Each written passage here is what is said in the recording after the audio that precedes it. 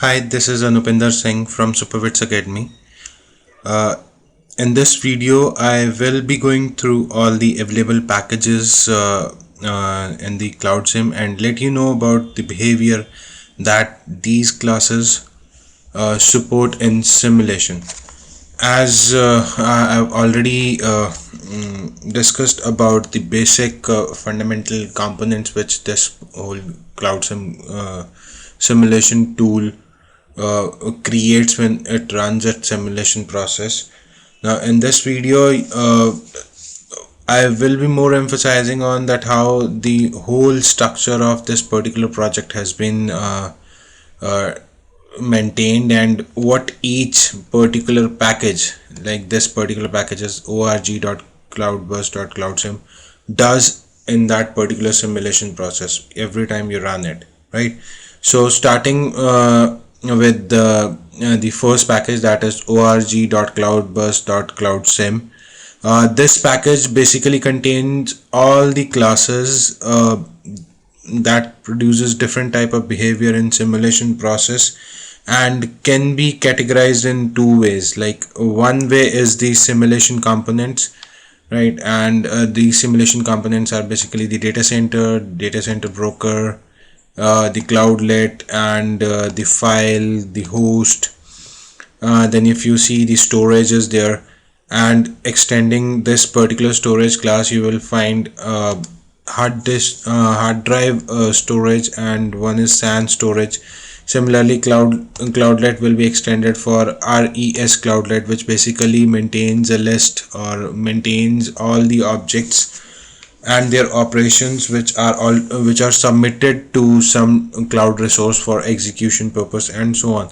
And the second thing which the second category which you can say is the scheduling and the utilization policy. Now for purpose of the allocation of VMs to host, we have these pair of classes, that is VM allocation policy, which is basically a particular abstract class, and which is further implemented in this VM allocation policy simple class.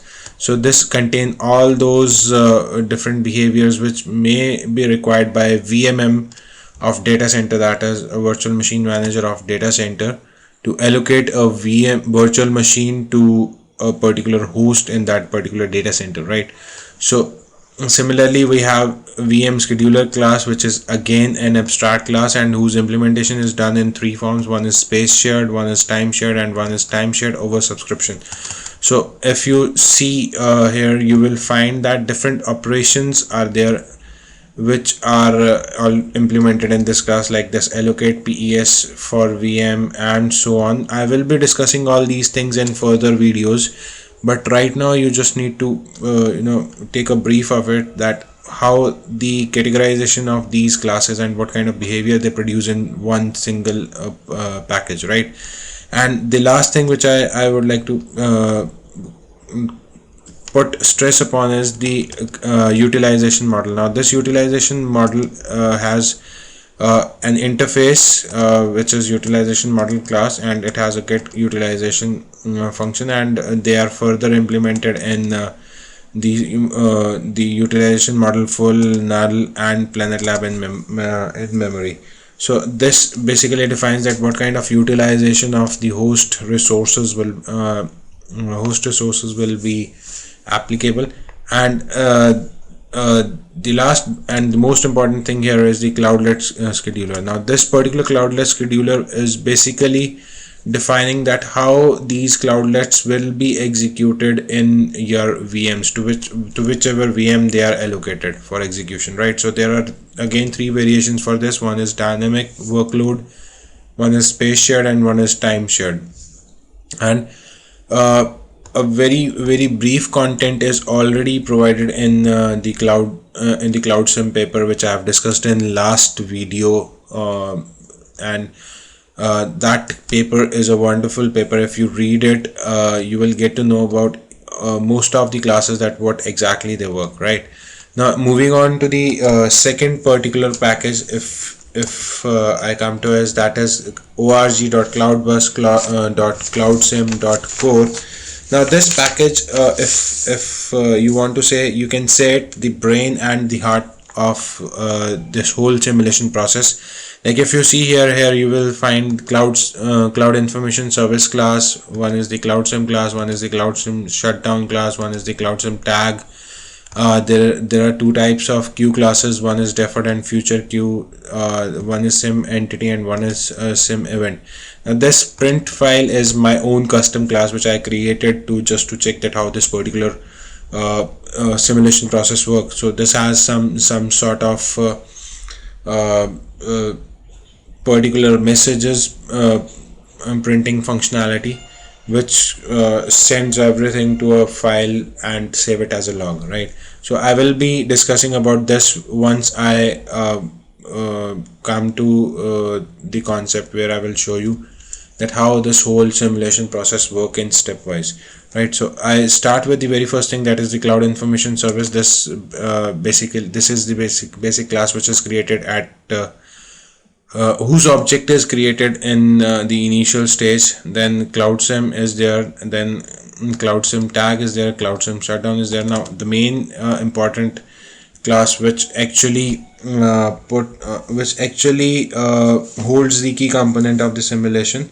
Now this particular class specifies about the event identifiers which are responsible for producing specific behaviors during the simulation. Now if you see, there are a number of static variables defined within this particular class, and they have been given some particular integer number to them. Now these numbers actually play a very important role when we run the simulation, because they go as a part of a message and conveys the particular entity that this particular process is to be done. Now if I say that let's take an example, that if I say I want an event which is specific to the resource characteristics, so this resource characteristics is actually implemented in the data center class which is provided in this cloudbus.cloudsim. And if you come to this particular class, and if you come to the process event function, you will see that there is a particular switch which says that if this particular event tag occurs, then do the following thing, right? So these tags are basically responsible for defining that what kind of particular method or function will be called in a particular entity class, right? So let's take another example. It says resource dynamics. So if you see the description, it says denotes the grid resource allocation policy. This tag is normally used between Cloudsim and cloud resource entities, right? So you will see that corresponding to this particular event, following two instructions will be called, right? And similarly, if I move forward and if I say let's check this VM create acknowledgement, right? So this says this particular tag denotes a request to create a new VM in data center with acknowledgement information sent by the data center. So if you go in data center class, if you try to see in process event and go to VM create ACK, then you will see that this calls a particular method, that is process create VM, and this will be passed with a particular event, sim event, with some true flag, right? So in this way these Cloudsim tags plays a very important role. Now if I delete this particular class, then the simulation has nothing to do, right? So this class is basically a very important part of the simulation. If you remove this class, your simulation will not at all work, right? So I suggest you to cram all these tags if you want to get deep down into the particular event based process in this simulation, right? So let's moving on to the another thing. Now there are two types of queues provided here. One is the future queue and one is the deferred queue. Now these two queues basically hold the events which are to be processed during the simulation. So these queues may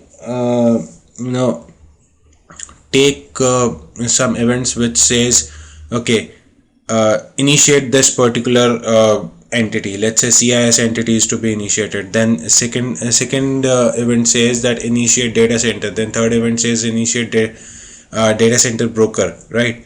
And then fourth event says submit a particular cloudlet to a particular VM, right? So such kind of events are placed in these queue objects, and they will be processed during the simulation, right? So we will be discussing more about this. Now next important class here is the sim entity. Now sim entity basically holds the behavior for basic behaviors for all the entities. So here if you see, there are schedule message and pause, process event, get next event, and so on, get state. So these are those common methods which are shared among different entities, which we have discussed in our last video, right? And again I will be discussing the same thing in the next video also, with a very detailed class hierarchy structure, right? So I put point wise that how this particular entity is related to this particular class and so on. So that will be a very deep concept, so we will be doing in a separate video. And last thing is the sim event. If you see this, so the constructor of this particular event, this particular class holds following 7 parameters. First is e-type, which is basically internal event, and then the time, which specifies that when this particular task will be executed. Then end waiting time, this is to store that when this event will be ended. And this is the source. This particular thing will contain or will hold the value of the source, and this will hold the value of the destination. This will hold the tag. Now this tag is basically what you see here in the Cloudsim tag class, right? So these numbers will be stored in this particular tag, right? And data if any event requires it, right? So these are the basic variables, or these are the basic attributes which are associated with the sim event object, right? Now if I move to next thing, now this particular package, that is org.cloudburst.cloudsim.core.predicates. Now this particular set of classes are used for matching purpose. So this package contains a set of class which are basically responsible for selecting events from the deferred queue list, right? From the deferred queue list object, and then send them for the execution on a specific entity, right? So on the basis of these different class objects, you will select the matching events on which entity those events are to be executed, right? So next thing is the org.cloudbus.cloudsim.distribution. Now this particular package contains the implementation of different type of distribution techniques which are used either in network or in some other kind of events, and they produce a specific behavior to those distribution techniques, like continuous distribution, exponential distribution, logarithmic, and uniform, or some other, right? So you need not to take care about a lot of different distribution processes. You can just call the object of these classes and you can implement them directly. Now next thing is the list. Now if you see here, you will see that cloudlet list is there, host list is there, PA list is there, res cloud list is there, and VM list is there. So these classes will help you in generating the objects which contains the list of all the different components which you have generated in your example, and hold them in the memory, right? And you can perform some operations on them. So if you see this, this class has implementation of get position by id, get id, or you can sort the list and so on. So such kind of operations can be performed. Similarly for VM list, you will see that again you have these two things. So this has a standard generic implementation, right? Now next thing is the Cloudsim .network. Now in this particular package contains the list of those classes that produces a behavior of different type of network routing. So again, you need not to take care about a lot of different things. So if you say that you want to implement this Floyd partial method, then you can use this class, and you can produce the behavior of that particular network routing in your particular implementation of your research, right? Now next thing comes is the network.data center. Now this particular set of classes are basically the extension of the other classes which we have already studied in this particular thing, which we have already gone through. If you see here is, you will see network data center broker, then you have cloudlet, then you have the space shared scheduler, then you have a data center class. Now if you open this class, you will see that this particular class extends the data center. So that means whatever functionalities provided in data center, that has already been included in this class, but additionally they have provided some more functions which adds on the behavior of the network. Now these bunch of classes are basically used to simulate the behavior of the geographically distributed cloud service providers, right? And some additional classes are also added. If you see here is, you have switch class here to simulate the behavior of switch. You have host packets, you have network packets, right? You have some task stage, you have workflow app, something like that, right? So you have different kind of different allocation policy of VM as well. So whosoever working on the distributed cloud service provider research can utilize this particular package, right? So this is basically the extension of the core package, this particular first one, that org.cloudbus.cloudsim package, right? Now next thing is the org.cloudbus.cloudsim.power. Now this particular package is basically providing or simulating the functionality of the Cloudsim components that has been extended to produce a behavior of power aware components. So whosoever is working on the concept of green computing can utilize this particular package in their research implementation.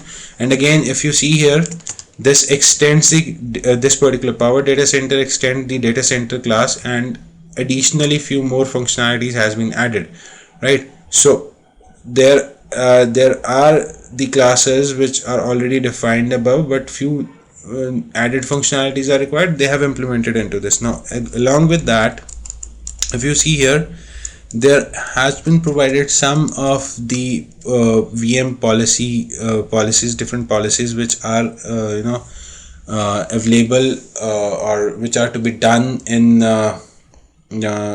this power aware environment. So if you see, you have some migration policies, and you have some maximum correlation policies and something like that. So you can utilize these classes in your research. Now next comes is the power lists. So it has only one, that is the VM list. So it again extends the VM list class and adds on a few more functionality to this, right? Now next thing comes is the power models. Now these models are again used with this. So they are basically the behaviors which some real-time system produced. Like if you check this class, now this particular class emulates HP Pro uh, uh, line M1103G Pentium, right? Pentium D930 setup, right? So you will see that they contain some power data corresponding to this particular model, right? So they are basically the utilization model which can be used in this power aware package. So next further thing is the provisioner. Now these are very important classes. Now whenever you try to allocate any of the bandwidth or processing elements or RAM, every policy goes through this. So there are three classes which are already defined, but if you want to extend them as per your own research work, you can extend them, right? So BW provisioner is just an abstract class which is actually implemented in BW provisioner simple class, and in this they specify a very basic policy, that is best effort policy, allocation policy. And similarly PE provisioner simple is again a best effort, and RAM provisioner simple is again a best effort policy for allocating the memory. So if you want to extend it, you can extend it on your own, and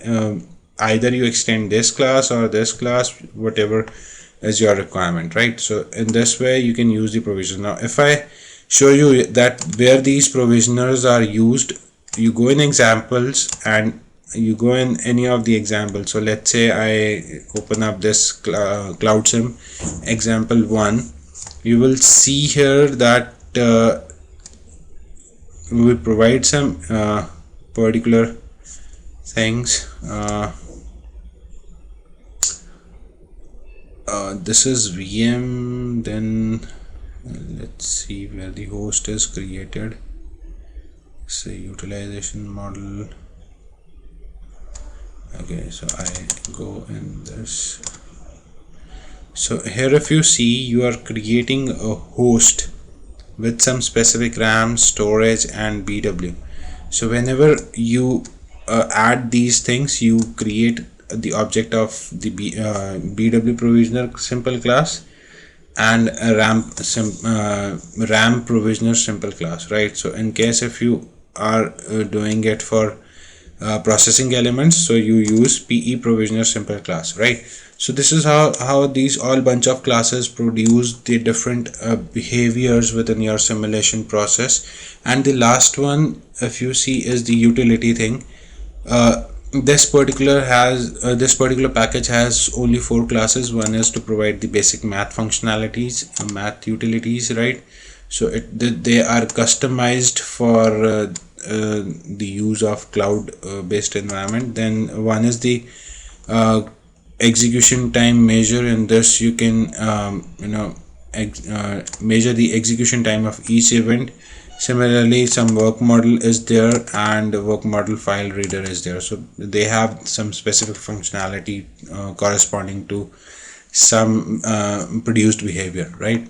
So whatever we have studied, if I compare them, that which example use this particular package. So if I take the first one, that is the Cloudsim example 1. So this particular package uses this org.cloudbus.cloudsim, then they use cloudsim.core. Whatever simulation behavior you use, this second cloudsim.core will always be used. Then predicate is used, then your provisioner is used, and the list is used, right? So your first example package uses all these 5 different packages. Similarly, if you go in network, then this particular network and other classes, that is cloud bus, core, predicate, distribution, and provisioner is used. Similarly, if you say data center, then instead of this, it will utilize these pair of particular packages, right? Similarly, if you talk about power, then you use all these pairs, right? Then if you use power planet or power random, then all these packages are used. And specifically, this particular thing contains the workload of the different type of environments. So I've not studied it much in detail, but these simulate some particular pair of some power models, right? Power usage models. So these are the classes which utilizes the data provided in these pair of classes or some lists, right? So you can explore it on your own.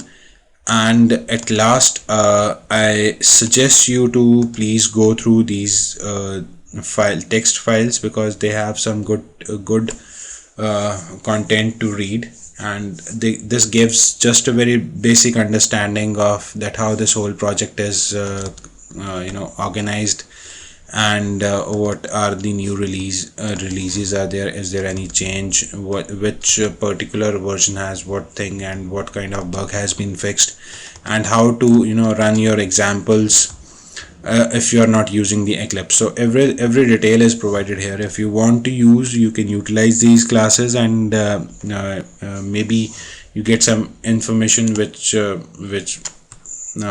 might be looking for some long time, right? Along with that, you can check this particular doc folder. You will find a documentation which is not well enough, but will serve your purpose, right? So if I say I want to see what kind of methods or variables are defined in this particular class, you can go and check.